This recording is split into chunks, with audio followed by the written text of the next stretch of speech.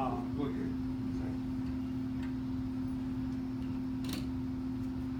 Dear Heavenly Father, we thank you for your grace. We thank you for this opportunity to join with one another. Bless us with your presence. Bless us with humility. Bless us with knowledge. In the name of Jesus we pray, amen. Amen. As Mr. Biggs has said, that this is initially supposed to be a debate that is going to give us some insight and familiarity with the candidates for state legislator District 58, the seat that was previously held by Rodney. There are three candidates that I know of. One of them is Roland, Hollis, one of them is James Howell, and the other one is Rodney Huntley. I grew up in Brookwood Heights. I live in A.G. Gaston building, so that I've been out here practically all my life, and I think I'm probably a lot like everybody out here. When it comes time to cast a vote, I first ask, do I know this person? And then, if I discover that I know all of them, then my next question is, do I like this person? And then I ask, who are they affiliated with? Once I discover that I got all those things in common, which is exactly the situation. Rodney lives out here, I live out here. Rodney goes to my church, so I know Rodney. I like Rodney. I've had several exchanges where I like Rodney. James lives at the mouth, grew up at the mouth of A.G. Gaston building, and we probably crossed paths a lot of times as children growing up. And so I know James. I don't personally know Rolanda, but she grew up in Pine Knoll Vista. Pine Knoll Vista is the same as Brookwood Heights where I grew up, so I know her, and I knew her dad. So I know all the candidates. All of them seem to be nice people, so I think I like all of them. Now what we're talking about is getting to the meat of what they have to bring to the table. Hopefully, we can get some questions answered and we can get some insight as to what they are planning to do as legislators and why they want this particular job. What I want to do first is to introduce them based on what I know and let them introduce themselves. I'm hoping they'll take about 2 to 3 minutes to introduce themselves. And in your introduction, I want you to give us the basic reasons for wanting this particular office, okay? And I am going to start alphabetically, okay? How we do Huntley. So in that case, then I'll let Mr. Howell go last since he's going first on the end. Does that make sense? At the very end. I mean, it doesn't make a difference. He's going alphabetically. Go ahead. yeah, so alphabetically, I want you to introduce yourself, give us an idea as to why you want this job. Good afternoon, ladies and gentlemen. My name is James Howell. As he mentioned, no candidate in this race can claim to the fact that they have lived in District 58 longer than I have. I was born and raised on Lawson Road. I've lived in this district in excess of 60 years. I remember when Lawson Road was a dirt road and the county had to come down to water down and keep the dirt on the roads out in this area. I have a love for this district, a passion for this district, and I want to see some things happen in Legislative District 58. It's not a rock, hole, or holler that I'm not familiar with in this district. My brothers and I used to hunt in this area and everything. So I'm well acquainted with issues that confront this district and the people of this district that live in this district. I am a graduate of Tennessee State University, a master's degree from the University of Alabama, and have worked in public service all of my life. I'm not a Johnny-come-lately. I have served as a neighborhood president of Airport Hills. I've served as a community president of the Maple Grove community. So citizen participation at the onset of that program, I got involved. I've been involved in the community. Most of my professional life has been spent in public service. I currently serve on the Center Point City Council. So I am familiar with legislation. I am familiar with most of your legislative representatives out in this district. I'm also familiar with a lot of Republicans that comprise the state and the Senate House down there. We don't need a neophyte going to Montgomery to represent us.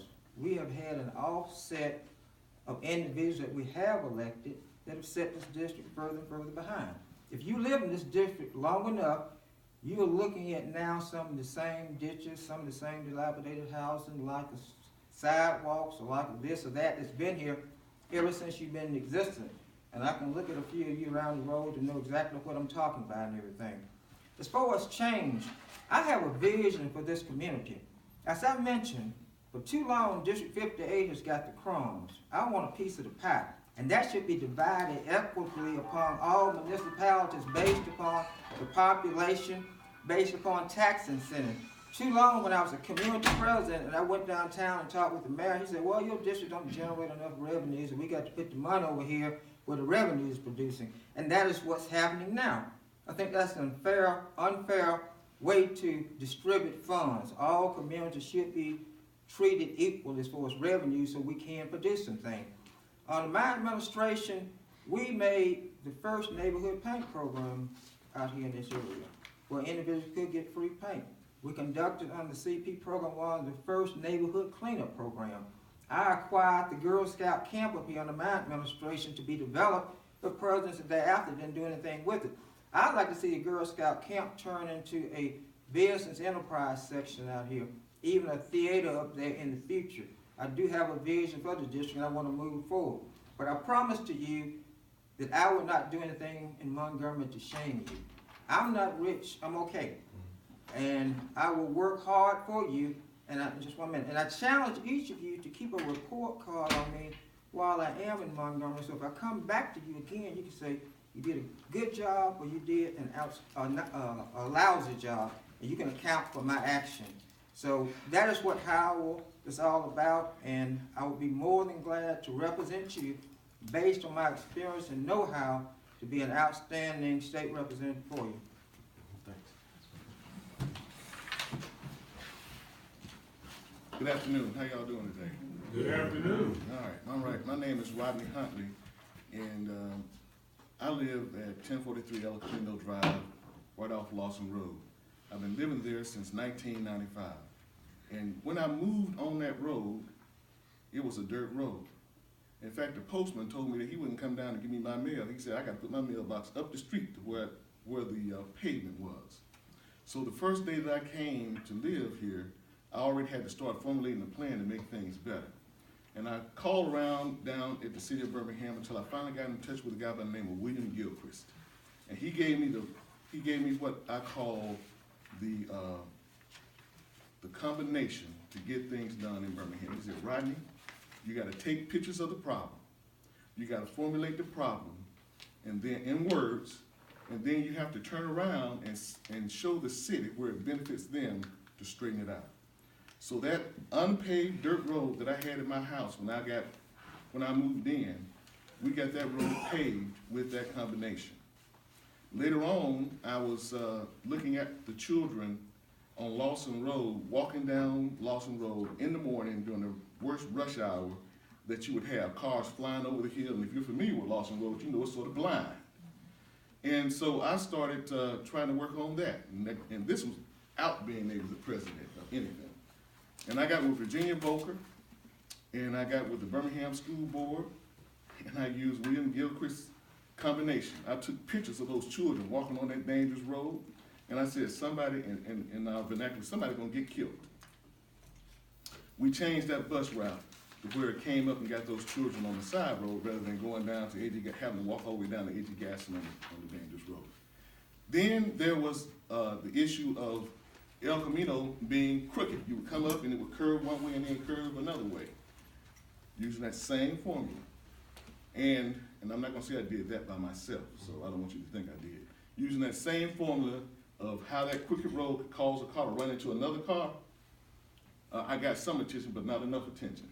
And I want to commend Miss Williams, who was the neighborhood president at the time, and Mrs. Street, and all of them. They got the calling, on that, and they got that road paved. But we got what I call working together, got it paved.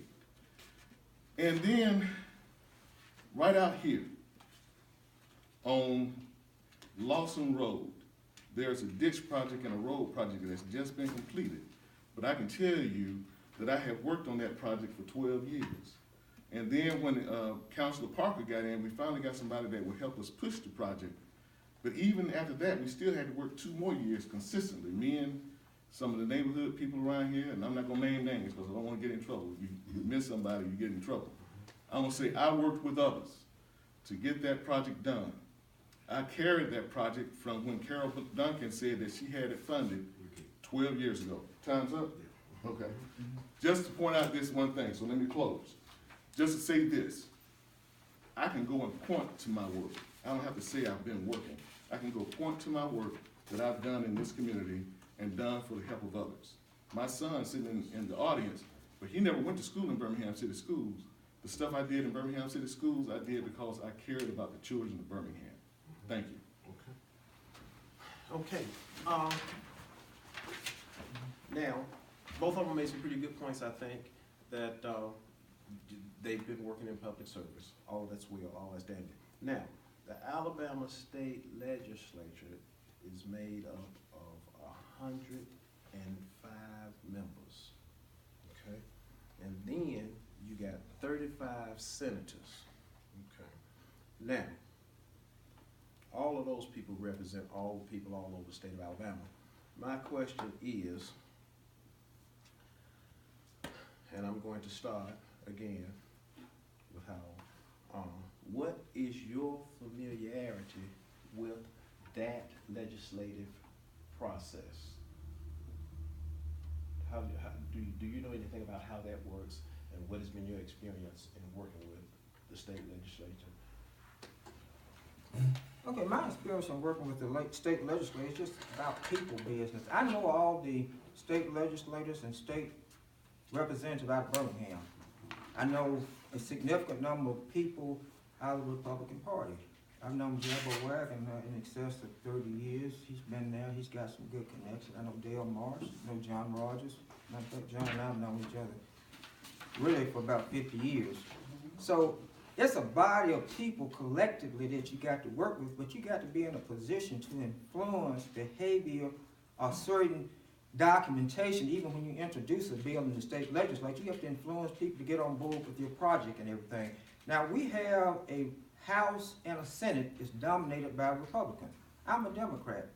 Just like Barack Obama had gridlock in working with the Republican House, being in the minority, we're going to run into the same problem. But I think if you can come up with common goals and common objectives, regardless of whether you're Republican or Democrat, and those proposals make sense, people will work with you and make some things happen.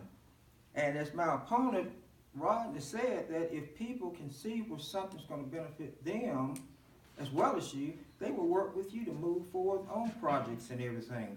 It's all about people business. To me, it's no different between a Democrat or Republican. You throw them in the same pot together, they basically come out the same way. They're cutting deals behind the scene to work forward, moving things together.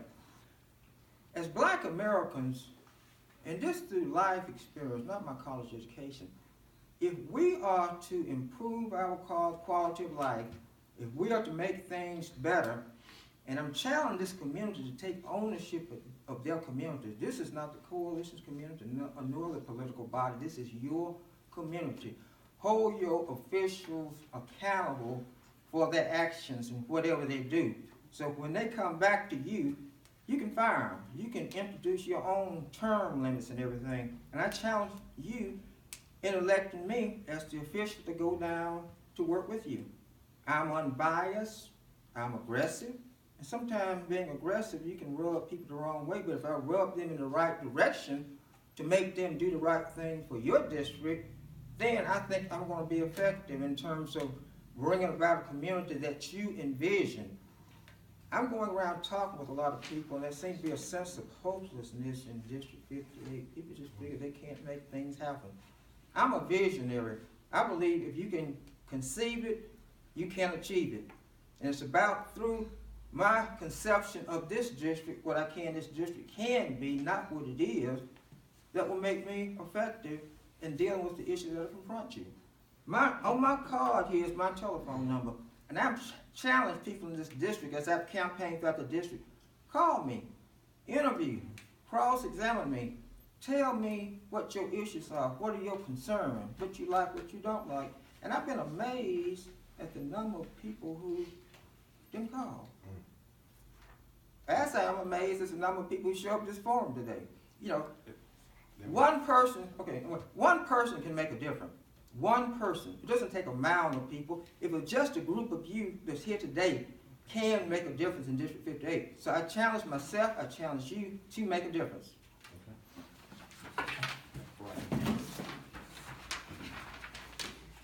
It's a good question. So out of that 105 representatives, Jefferson County delegation has 18 seats.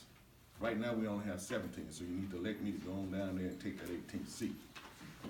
The second part is, out of that 35 senators, Jefferson County has 8. Like Mr. Howell said, most of them are Republicans, but there is a lawsuit for redistricting that has been won, and there will be a redistricting before the 2018 election. But right now, we got to talk about what we got right now. Right now, you're only going to be able to get things out of the legislature which you can make all of those people agree on. One of the things that we've got in the legislature that has been agreed on by everything was founded by Oliver Robinson. Now, a lot of people say they're the mother and the father of it, but I'm going to say Oliver Robinson started it, and I talked to Oliver about that, and we're going to complete it. Wendell and Gavan made sure that they got put into the legislature, and that's the cemetery bill. So we're going to have a cemetery board that is, and see, you need to be talking about things that you're going to get done right now. And so a cemetery board is the thing that we're pressing for, that we have gotten all, or if not all 18, to vote for it, because I was down there when they voted to get it out of committee. Mr. Rogers was there too. So there was general consensus on the cemetery legislation that's down there right now. So the second thing I'm saying is, there are just a few other things that we've got to be concerned about, and that we can be concerned about. One is funding for the general fund. A lot of people don't know this, but the general fund is usually about $45 million short. And when you're $45 million short, somebody's going to go short somewhere. So we've got to find some level funding for the general fund. Some people are talking about the lottery, some people are talking about gambling, but we've got to go down there and look at funding the general fund. The second thing is we've got to find what I call a consistent funding for the education system. So the education system is a feast or famine type situation. We got a feast going on right now, but we could easily get into a famine. And the third thing that we can talk about is when you look at your infrastructure around you, I'm saying that we can work with the city of Birmingham, we can work with the county to help work on the infrastructure and make things happen that way. So those are the main things that I'm saying that we can do. We can't do it by ourselves. We've got to be able to work with people and ask them to help us out. There are some common ground that we have worked out already. And I'm saying if you put me down there, I'll work on other common ground issues. Thank you. Now, you had mentioned something that I was going to ask about, and that was the cemetery board. Some things are pending right now. I'm assuming that you each have some familiarity with bills that are pending already. I want to know specifically of the cemetery board and any other pending legislation that is of particular interest to you. I want you to tell me what that is. Like I said, I do want you to talk to this cemetery board, speak to the cemetery board, and I want you to tell me where you stand on those particular bills and how you plan to go forward as the new District 58 representative. Okay, again, now, if you'd like, I can defer to Rodney. No, Okay, go ahead. You know, every time an issue come up on the state or local level, somebody want to form a board, and to me, a board is just a way of delaying and stalling something. Now, I have no problem with the board being formed, but if I'm your representative, I plan to introduce legislation that would mandate any cemetery owner has X number of dollars on hand on funds for vandalism to take care of issues like that. And also that bill will contain penalties for cemetery owners who fail to do so. My thing, you got to have some accountability, you got to have some consequences, and you got to have some heat on folks to make them do right and stuff and all. So the board is well and good, but I think we need to have some legislation with some teeth in it that will address this problem, because too frequently it has happened not only at the state level in Alabama, but in other states also. And until we come up with those kind of real meat and potatoes type of legislation, you know, boards are just gonna chit-chat.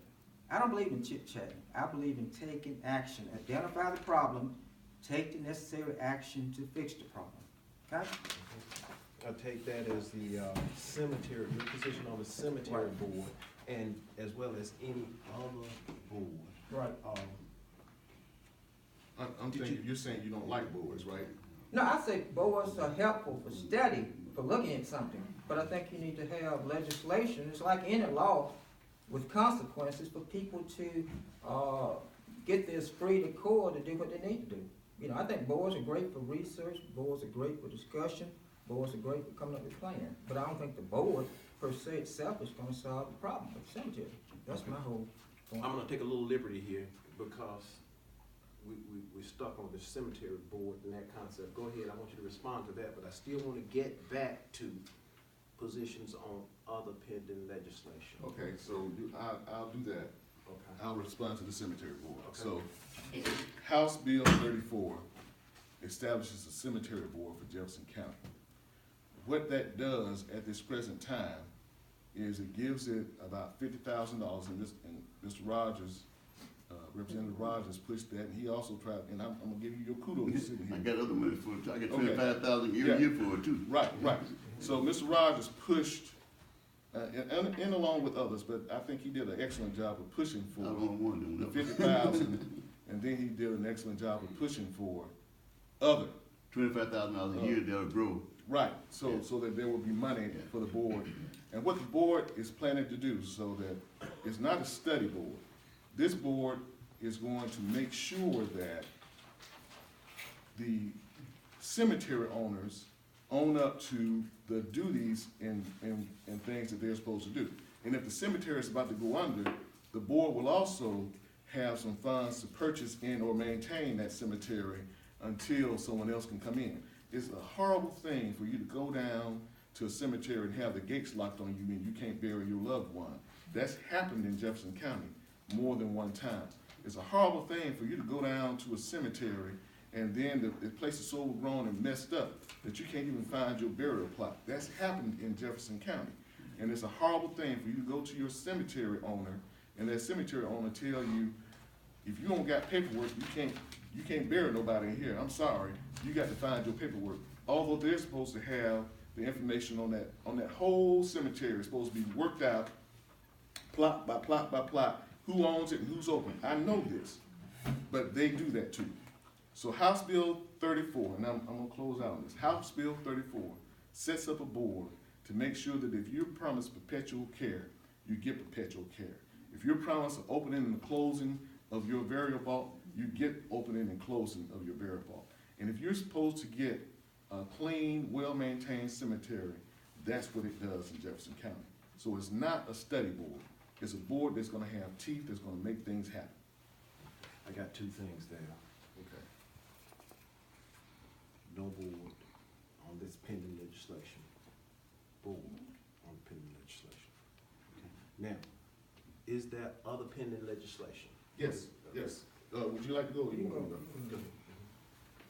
Now, there's several bills out there, and I should have wrote this down, but one of the main things that's always gonna be in our forefront, because we're trying to fund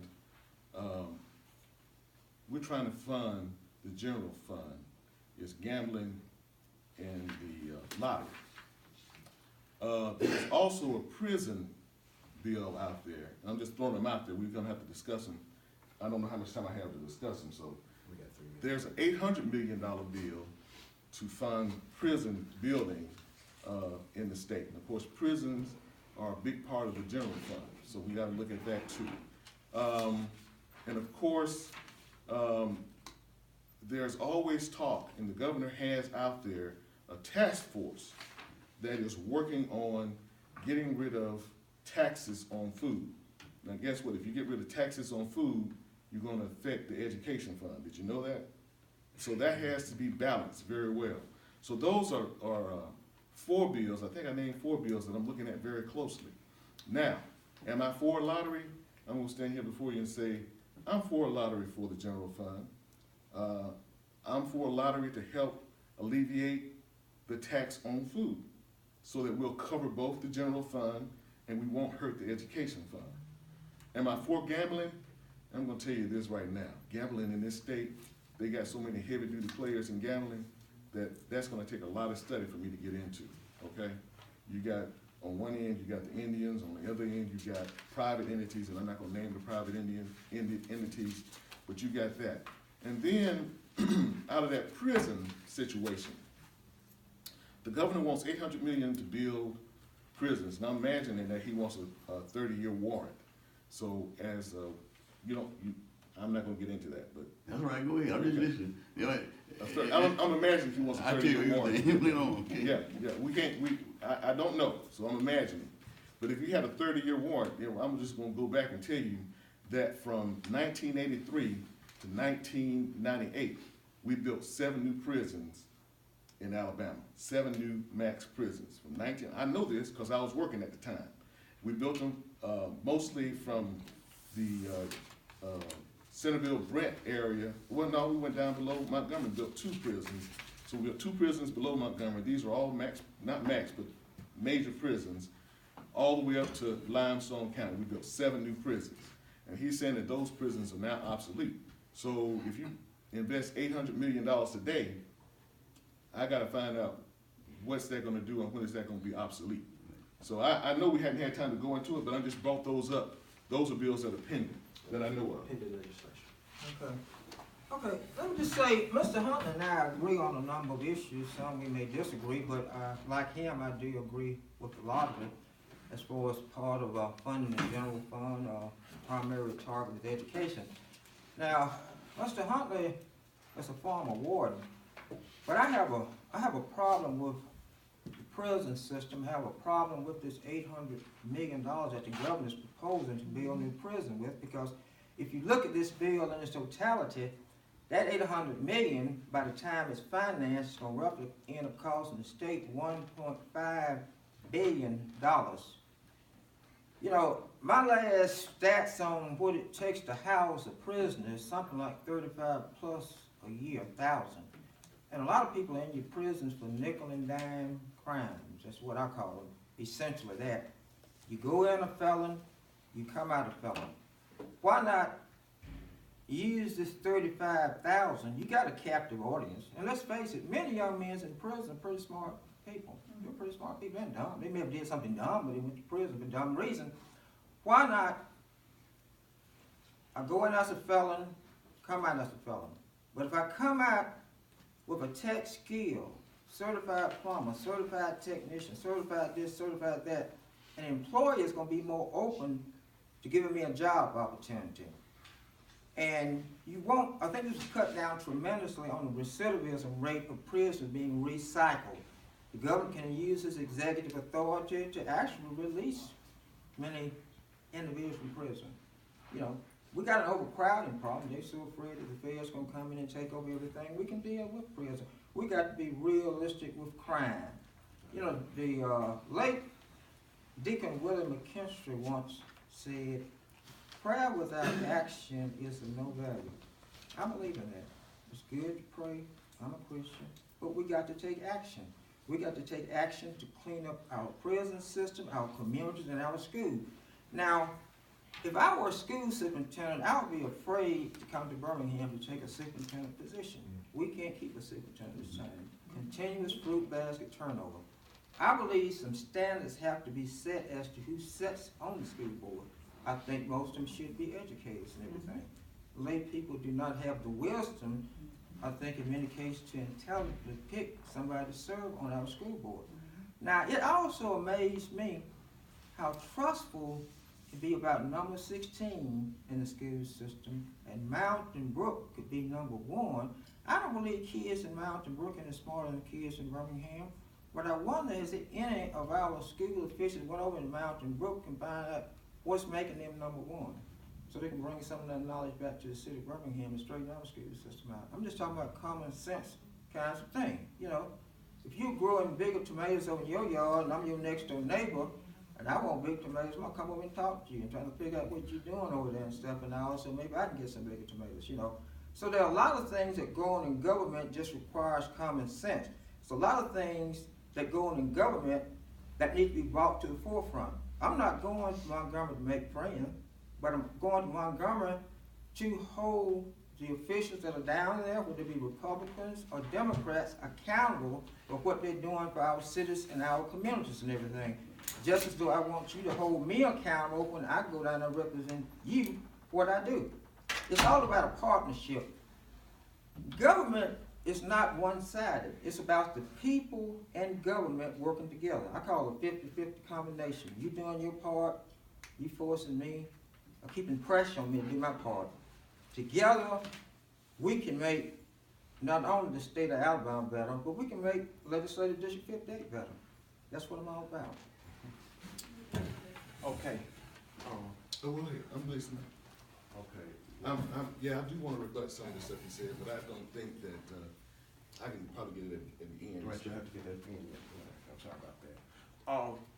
What I want to do now is to take any questions from the floor. Okay. I have not gotten any prior to now, but I thought that this last 20 minutes or so, we could get some questions from the floor. Did anybody have a particular issue? Okay. Hi, I'm Robin Hayden. I'm a new resident of District 58, and I've lived here over a year. I know that Representative Robinson was on the wrong side of the issue of payday lending reform. That's an issue that I care a lot about. It's one that has bipartisan support, and we've had members of both the Democrats and the Republicans who've blocked these bills from moving forward. So there is a bill that's been presented by Representative Fisher, House Bill, I think 322 or something. That's a good question too. Yeah, and I want to know, if you were in the legislature this year, would you vote to limit the interest rates on payday lending at 36%? I'm on the council in Center Point. We have a moratorium on payday loan business in Center Point as of now anyway. None can relocate there. If you're going down the parkway, you see payday loan worse than Chinese restaurant. Every other block, you got a payday lending place. It's obvious people are using payday lenders. I think payday lenders serve a useful purpose, but their rates are outright highway robbery. They got a right to run their business. They got the right to make a reasonable profit. But the profits that payday loans charge you now, I think are ungodly and unlawful. And certainly I would be opposed to anything other than lowering those rates tremendously. As far as abolishing payday loans altogether, no. There is a need. There wouldn't be so many payday loans, they weren't. But let them charge your customers a fair rate. I can work with that. Sure. And of course, the reason why a lot of this hadn't passed is a lot of our legislatures actually been on the take from a lot of payday loan people. They call themselves consultants. That's the fancy way of putting it. But the payday loan been paying them, so naturally they're not going to buck the payday loan companies. That's a fact, And that goes from Jabbo to, not call the name whoever. And that's basically the way it works and stuff and all. And many those folks are not alone. Too many of our legislators are down there. And I think some legislation needs to be passed from an ethical standpoint that holds representative to certain standards. You're in violation of ethics law. And we have a very strong ethics law in Alabama, but the ethics law itself only travels over to certain areas, and many of our representatives, state and otherwise, are kind of immune. They don't want to go that way. I plan to push something myself, if I'm your representative, to try to correct that problem, because it's wrong. So I lost my credit card bill, and I was 10 days late. And I called down there, they threatened to raise my rate to 29.9% for being 10 days late on my credit card bill. Shocked me to death. So I'm telling you that if 29% scares me, 36% scares me. But I know that there is no rate. There's two things going on. If you get a payday loan, you don't have an end date and an out date. And I'm looking at some other states, so this is not something that came up. The payday loan conversation's been going on a long time. I think Tennessee has a rule where you have to say, this is the end date of that payday loan, and this is the expiration date of that payday loan. Even with a credit card, you can pay for 30 years if you don't pay enough money. So there's two parts to that. One is lowering the interest rate, and two is giving an end date and an out date so that person can finally get some relief from that payday loan. To answer your question succinctly, I'm for rate, the rate of 36% or less on payday loans. But I'm also for regulations that will help to make it to where a person knows that I've got 12 months, 24 months, 36 months to pay this payday loan off, okay? I won't get into other stuff. I'm gonna try to stick to it, and then we'll try to close it out with some other things. Thank y'all. Any other, okay, go ahead. You said that they're spending $800 million to build a new prison.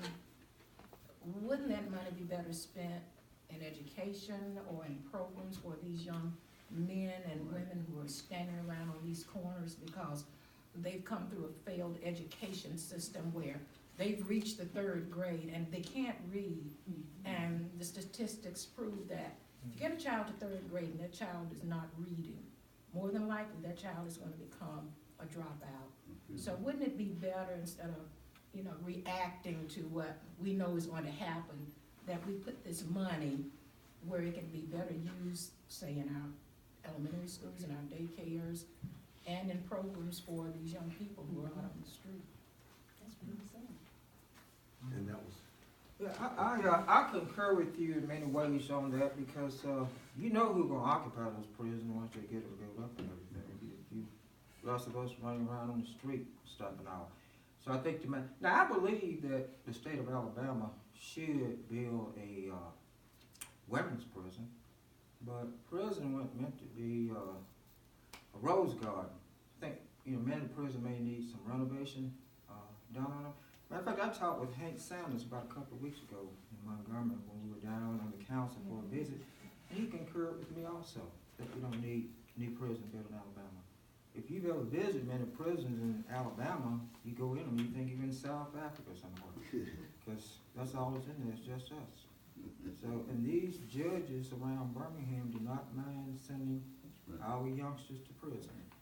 And all the governor doing is just making some more accommodation for them to send more of us there and everything, We need to get for real about crime and work. Unfortunately, many young men today don't have mentors to guide them, to supervise them and stuff. When I was a kid coming up, I see men in this neighborhood going to work with their lunch buckets in their hand every day, and I just assumed when I grew up to be a man, that's what I'm supposed to do. You don't see that anymore, as far as people guiding and hooding everything.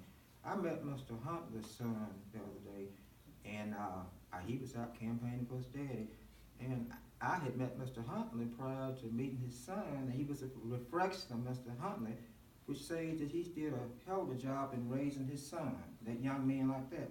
And we need more men like Mr. Huntley in the community who I think, even though we're opponents, I respect him a lot. He's a good man. I'm telling anybody he's a good man, working everything to help move the city ahead.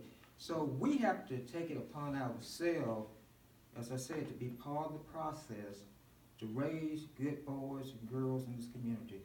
The prison system, law enforcement can't solve all our problems. People don't look at it that way. The late John F. Kennedy once said, that's not what your country can do for you, but what you can do for your country. And I say that to communities. That's not what government can do for you, but what you can do for government. It's all about a partnership. And until we get that mindset we're gonna continue to have some of the same problems we're having over and over again. So I encourage you, whether you vote for me or whether you vote for Rodney Huntley, keep that in mind. Now, one other thing I do wanna say, You get a chance for that, okay? okay, We've got, I need to be able to rebut that. okay, we've got enough time for maybe one more question. Well, I And need then to be we're able to going rebut to- that. I mean, he got to speak on that. I didn't get to speak on that at all.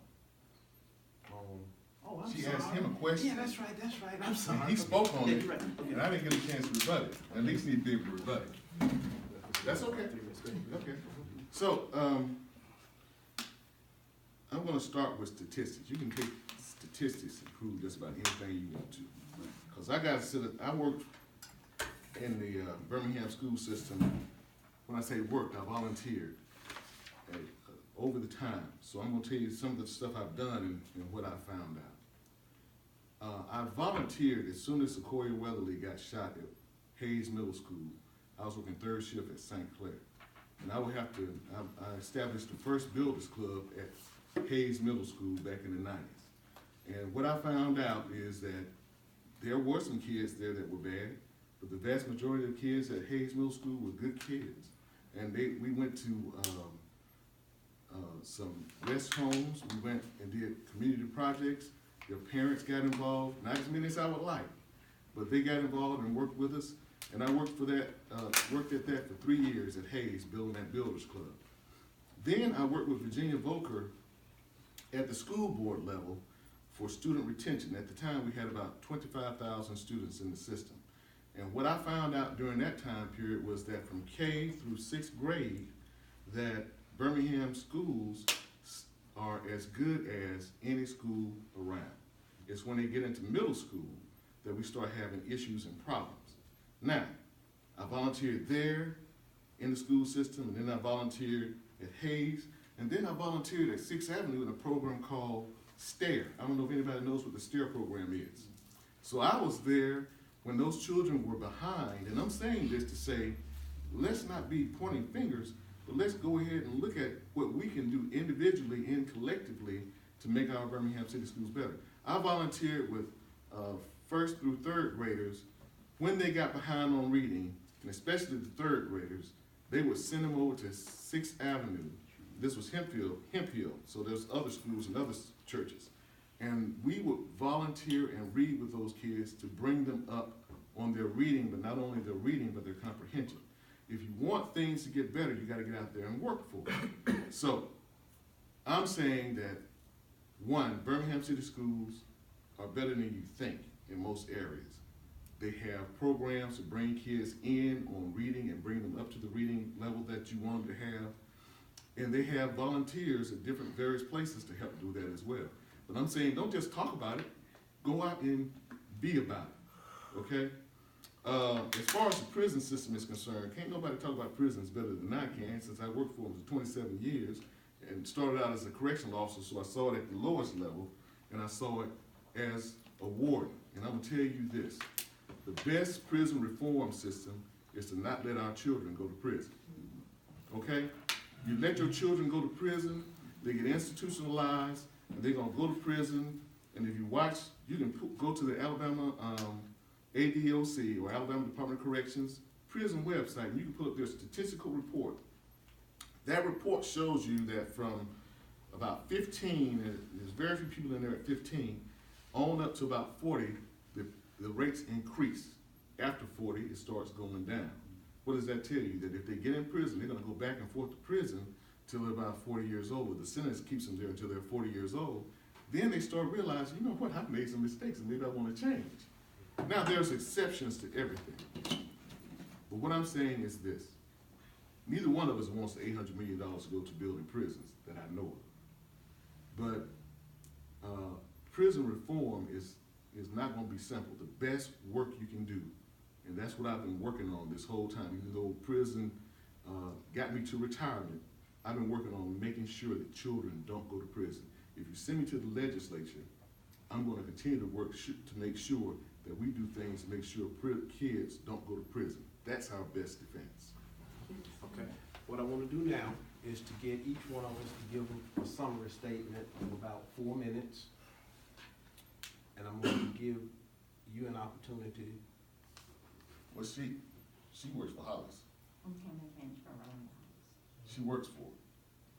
That's right, that's okay. The- I can't speak, so. We were looking to have Hollis, I understand. Howell, Wait, and Huntley. she's doing radio TV program. And But I can talk But about there should be no, I mean, Hollis isn't here, she could have been. no, she will have missed the debate. Okay. But she's a campaign man. I'll give you an opportunity to read this card or something thereabout, not to address all the issues, but I'll give you a couple of minutes just to say who Ms. Hollis is. Is that in agreement with everybody, or anybody say no? I have a problem with that Okay. as a constituent, because I feel like these two gentlemen came for me to listen to them, and I came to hear what everybody had to say, and her not being here says it for me. Okay. I'm agreeing. I get that sentiment, so But you gave I'm short sorry. notice to everyone. I'm sorry, no. I'm sorry. I shouldn't have said anything without addressing the crowd first, but thank you, I appreciate you speaking out. I said I'd go first, but if you want to Okay. go first, you're welcome to. Go ahead. You go. We're talking about 50 minutes. I'm not even gonna talk 3 minutes. First thing I want to tell everybody is, thank you so much for coming out to hear the issues. Thank you so much for your participation. I want you to know that my heart has been with the city of Birmingham. So I know I'm working for more than the city of Birmingham, because District 58 covers about 4 council districts in the city.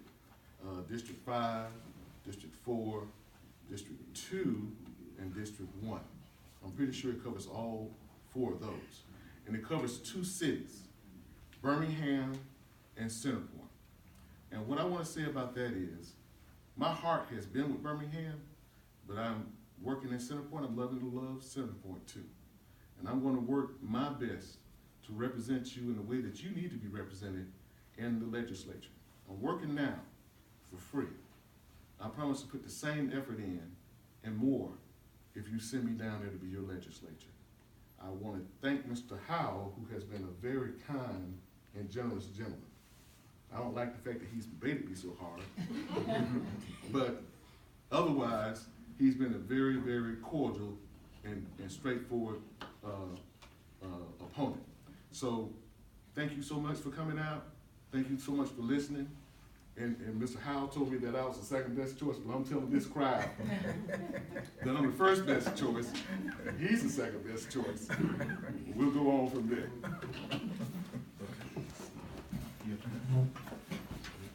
Well, I must say, Mr. Huntley been the only opponent that I've ever ran against that I really like. I like this guy, but I have to say I'm the best. I'm number one and stepping out. If you want someone that really can hit the ground running from day one with legislative experience and background, I'm your candidate. But I realize people get into all different types of things, whether they like the way you part your hair, whether they like you personally. Most times folks vote on personalities and not issues. It's the local or state level, and many of you probably come here today with your mind already made up on who you're gonna vote for anyway. So all I can say, if you want somebody that has experience and know-how, and that's not gonna be an OJT trying to figure out what's going on in Montgomery, I'm the person. Now, I also must state this too, about the opponent that's not here. She's a nice person. I know her family. I know her daddy. I know her granddad and stuff and all. But Miss Hollis does not technically live in District 58. She lives in Benson.